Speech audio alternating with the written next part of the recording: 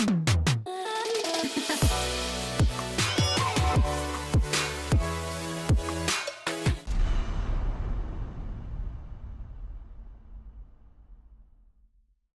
everybody, welcome to She Shed Comedy Podcast. I'm your host, Linda Schwartz, and I'm here with a very funny lady. She's a stand-up comedian here in San Diego. Her name is Lisa Gilbert. Welcome, Lisa. Hello. So, I am a fan. The first time I saw you was at the Comedy Palace in maybe many months ago. And I just thought, oh my gosh, she's hilarious.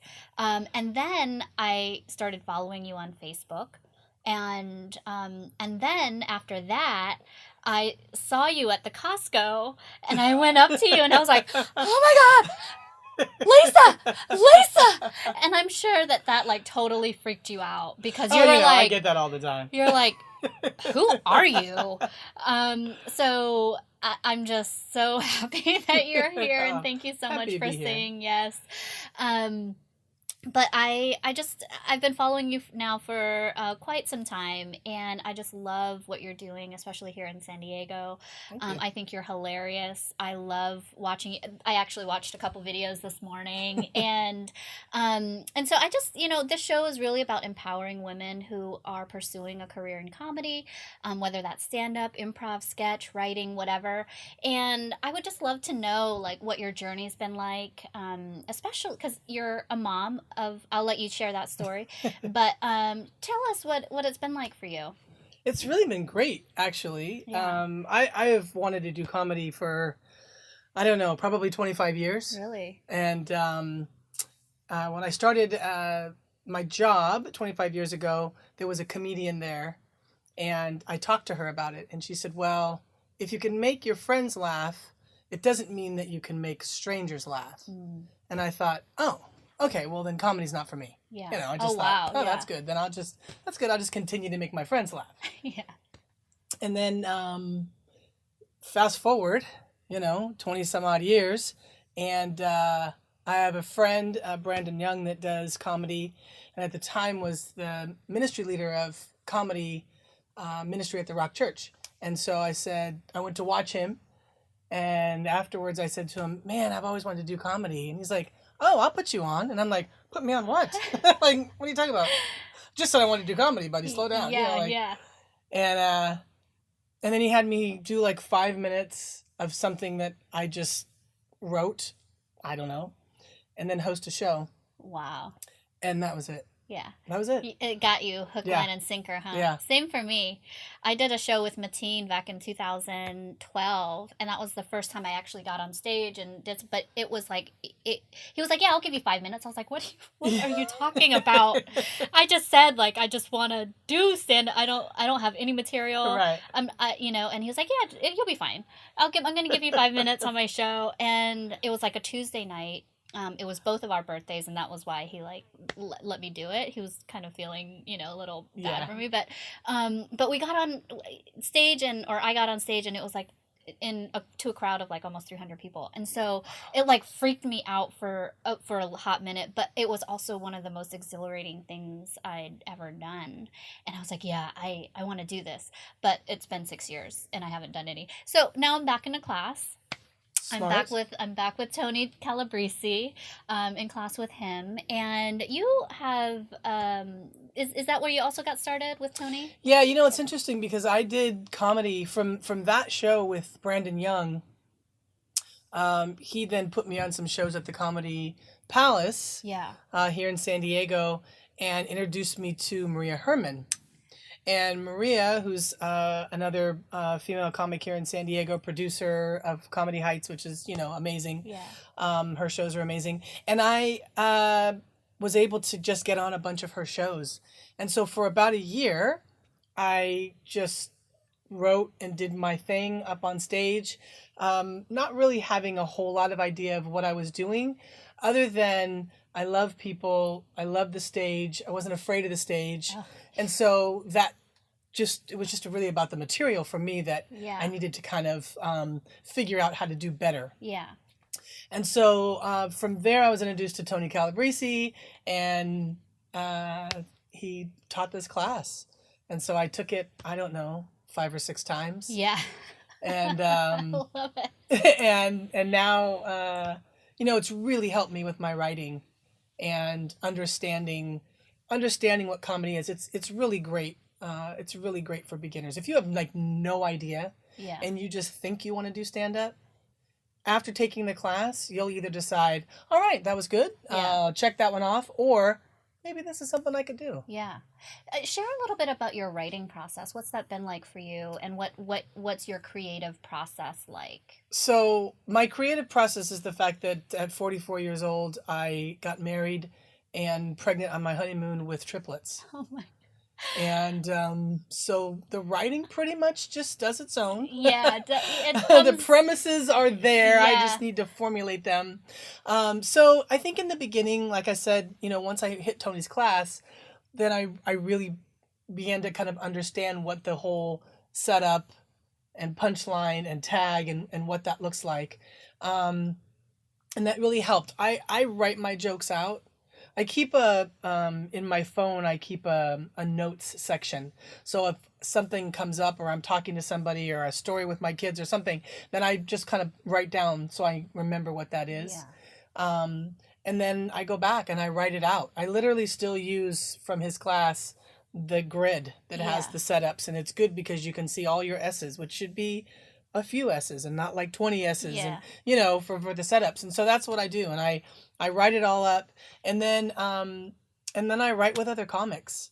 I really think that if you write on your own, and depending on where you are and Yeah. with your comedy and how your writing is, some people are just brilliant writers from the Yeah. gate. And then there are people like me that have the stage presence, and that's not a problem at all for me. It's just getting my jokes on paper and then on stage and tight and funny and Yeah. boom with good laughs. Yeah. So I write with other comics, and that really Helpful. helps me out. And I take that feedback. Yeah. Like I do a lot of shows with Brian April, and every show, I don't care if there's 2 people in the audience or 2,000 people in the audience. After every show, he's got some notes for me. That's amazing. And I love it. Yeah. I love it. That's so I wonder, you know, being a new mom to triplets, being newly married, and also being a little bit older, like starting this journey. I know you said you wanted to do it 25 years ago, but you just recently started. Like, how has it been for you to juggle the family life and the life of a comic? Because I know that you're often doing late nights. So what's that been like for you? I'm tired, but I mean, I think I have 6-year-old triplets and I'm 50. Yeah. So I'm just going to be tired. Yeah. Whether I do comedy or not, I'm going to be tired. Yeah. And I also work full time. Wow. I'm a full-time social worker here with the county. So, and so I'm very busy. Wow. Monday through Friday, but I have a wonderful husband. Yeah. And he's there. And so our schedules work so that I'm home at dinner and we eat dinner together as a family and put the kids to bed, and then I'm off to a show. That's incredible. So it works, it works pretty well for the most part. Yeah. I love that because I know that, in terms of like stand-up comedy, it feels like such a solo endeavor that having some level of support is important, and having that in your immediate family is quite important also. So how do you develop a system of support other than your family, if you can talk about that? Well, I mean, I've lived in San Diego pretty much my whole life since I was 7. Yeah. I'm from a huge church community. I attend the Rock Church. I've been there since day one, so 18 years. Yeah. And so there's that community, which is probably my most important community. And then I've been at the same job for 25 years. And those people are my friends. They're my family. Yeah. And that community really is just as important. Yeah. And some of those mix. There's a lot of people that I work with that I go to church with, and so it's really wonderful. And so now I've got this this incredible family that really has just stepped into this village that I've been creating over the last 25 years or my life, really. I mean, I have friends that I've had since the second grade. That's I incredible. think for me, because, early on I was in foster care, and Mm, so for me, the quality of friendships and just hanging on to those people, it's very important for me. And so I have friends that I've had literally since the second grade. that's incredible. Um, and so I'm having a hard time saying this, but I'm gonna say it anyway. Yeah, just And say it. because I don't, I generally don't, I don't like talking about these kinds of things. But I was also in foster care, and I totally get that. When you are in a space of feeling, especially at a young age, feeling like you don't belong anywhere. When you get older, it really develops this sense of like knowing what's important to you, Yeah. family, friends, keeping them close and loving them. And so I wonder, like, how much of your younger life or your story of being in foster care, how much of that, um, you know, it informs your comedy? I think because I was only in foster care for the first like 3.5 years of my life, which are the formative years, right? And born a twin, separated from my twin at birth, right? Oh, And so there's a lot there with that piece. Um, so I think for me, because people are so important for me, because there were so many that were taken away from me the first, few years in my life. So I make connections and I hold on to those connections. And so that translates on the stage. I love people. yeah, And so I don't have a problem getting up there with a mic and connecting with a bunch of strangers because I'm giving them from the very beginning who I am. A mom of triplets. I work full time. I'm married. Like I give them as much as I can. I don't have much of a filter necessarily, and I'm very transparent. yeah. And so if that translates to them immediately, then I think that's, and then love to talk to people after a show. Yeah. It's just that's probably the Ah, best part. you have such a great loving energy about you, Oh, thank you. and you really feel that when you're with when that's what I feel when I'm with you. And I mean, even when we met at Costco and you're like, I don't know who you are, But I'm but gonna hug you anyway. yeah, I'm gonna hug you anyway. And I just think that I think that's so important, and I love that what you said about loving people. I feel, and Vicky Barb, I had her on the show not too long ago, and she also said, you really have to come from a space of loving Yeah. people because it removes that barrier between you, and and I feel like connecting with an audience on stage is probably one of the most difficult things that people have a hard time with, and most people like me get hung up on it, because it feels like there's something in the way, Yeah. right? For me it feels like there's something in the way, but when you reframe it into a way that it's like there really isn't anything in the way. It's just a matter of knowing that you really do love people, and coming on stage and just sharing yourself from that Right. authentic space.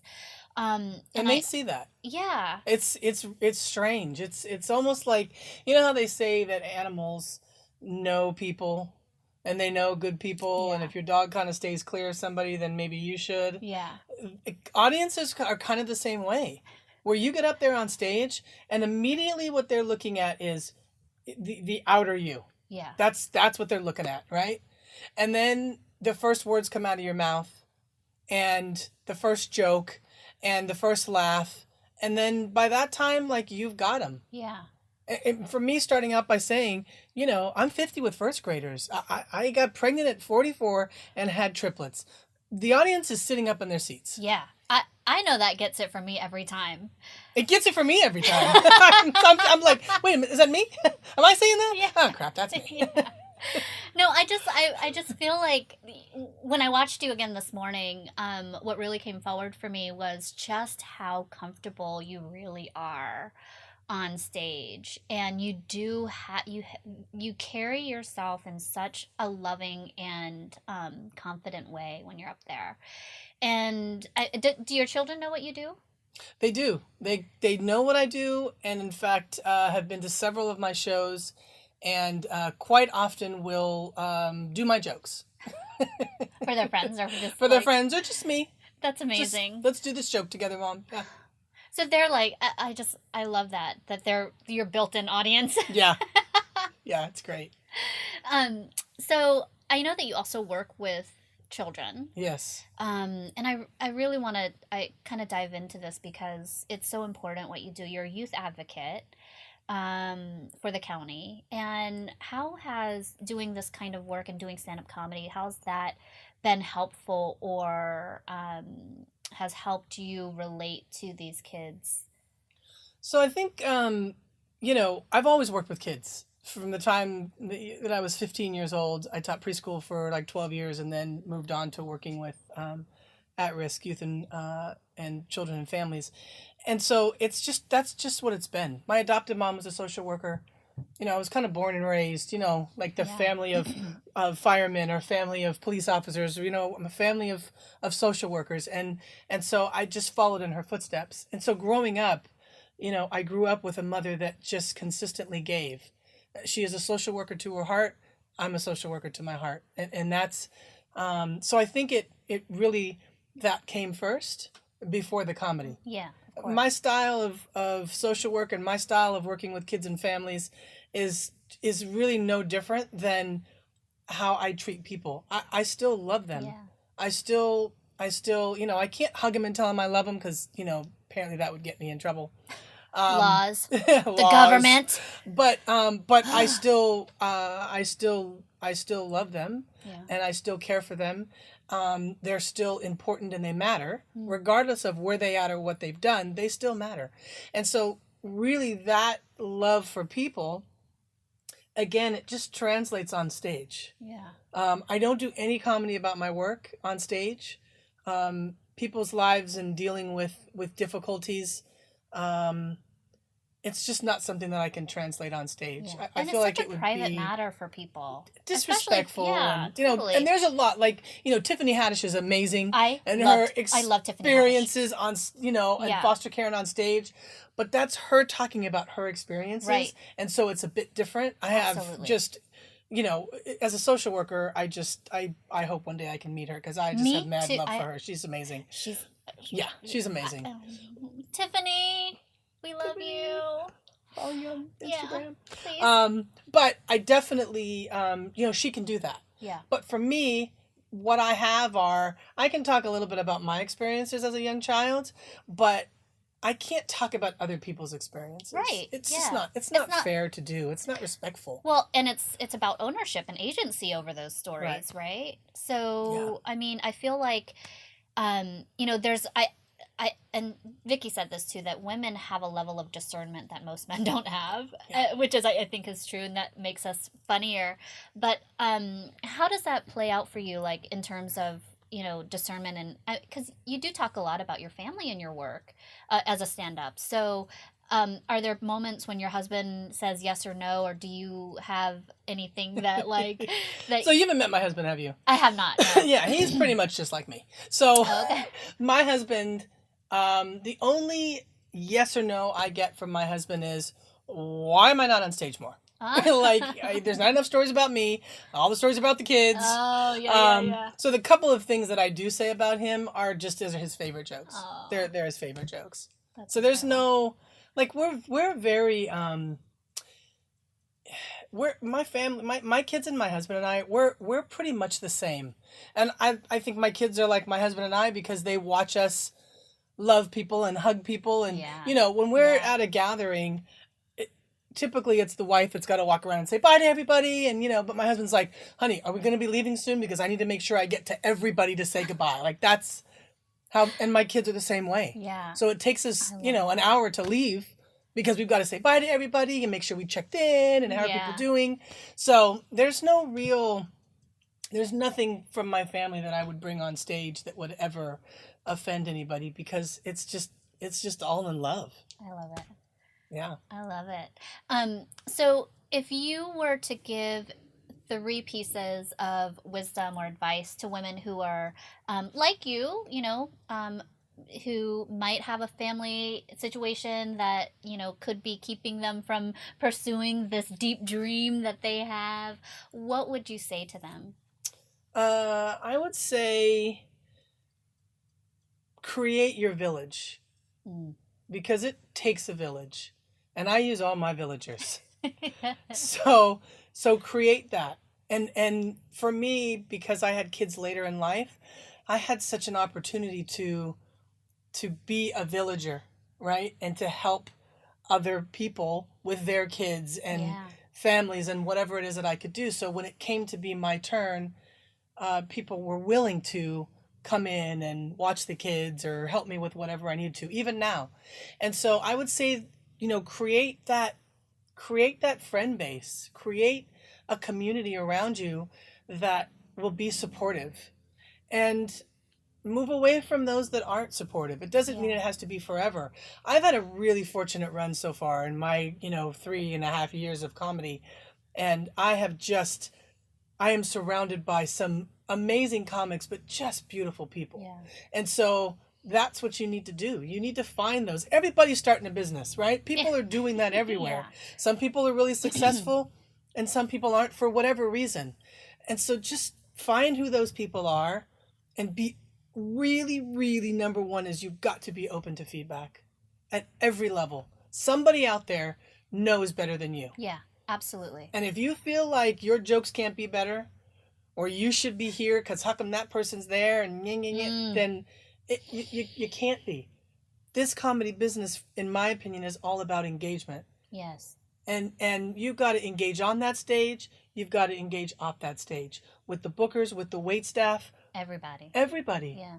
And engage yourself in a show. I'm a fan first. Yeah. So absolutely. if I'm not on a show, I'm at a show. Yeah. So if you're trying to start a business with whatever it is that you're doing, you're trying to open a gym, you better get yourself in a gym. That's right.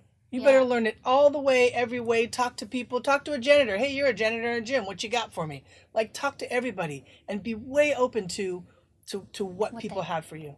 And what they have to say, yeah. And don't be scared. Look, I'm 50. Vicky's a perfect example. Yeah. She is a perfect example. That woman is nonstop. And I remember the first time she saw me on stage, and I came down from that stage, and she made time to come over to me and say, "You are really funny. Yeah. Don't stop." Mm. And those words of affirmation, it's a lot. I get that. I get that a lot. So I had JJ on the show not too long ago, and we talked a little bit about you and how supportive you've been of her and her journey. And I know that, there's a similar background in terms of foundation. I would love to hear what your foundation is in terms of what your faith is, what drives you to keep this moving forward. Yeah, well, it's God. Yeah. Because God is love. And so that's, in fact, when I first met JJ, God said to me, God speaks to me very clearly, and I listen. And he said, that one right there, I need you to just keep an eye out. Aw. And I'm like, okay, but I got triplets, right? Jesus, I'm just wondering if you remembered the triplets, and then the husband, and then we just got a dog, and then I got the full-time job, and he's sitting up there like, are you done with your list? Because I've just added JJ to it. And I don't know who's keeping after who really, because JJ is just a gosh, she's just a light. Like she's gem. She's just amazing. I've gem. tried to get her to move into my house a million times. She spent an afternoon with my kids and then was like, nah, I'm good. But at any rate, that's really what drives me. Yeah. And that's, everything is, that's on top, and that's number one. And then, everything else falls into place after that. And I do the best I can to listen to what he has to say to me and follow. I'm not always great at it, but my relationship with God is the thing that drives me in everything. I hear you. Like, Yeah. I definitely feel that when I speak with you and just being in your presence, like, I know that there is a deep, deep level of faith and an intimate relationship with God.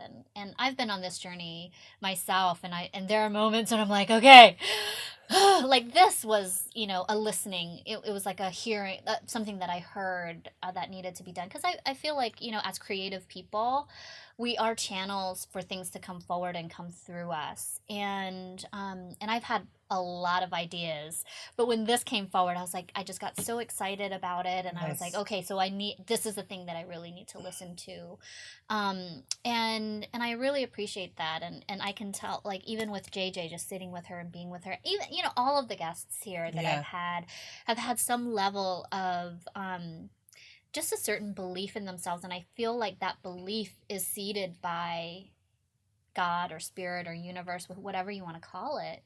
And so how do you discern, like, what you're hearing from him, and perhaps, like, what maybe is informed or is feedback from other people? Well, I would say prayer is number one. Yeah. Um, and it's in prayer time that, it's just my time with God that I hear him. Yeah. And then sometimes you go forward, you think there's something that you're supposed to do, and you move forward, and it's not quite right. And the hard part about that is sometimes the valleys are where the lessons are learned. Yeah. Sometimes the valleys are where you really hear God, and the valleys are not where you're supposed to stop. I think what happens sometimes, though, is people choose to stop in those valleys. People choose to stop where it gets difficult, and that's when God wants to talk to you. That's when he wants to show you and guide you and let you know that he's here. Yeah. And so for me, stepping on that stage and taking on this endeavor, it takes away, some time with my kids. But this is the time when God's like, look, remember that whole village that we created? Yeah, that's where your kids are.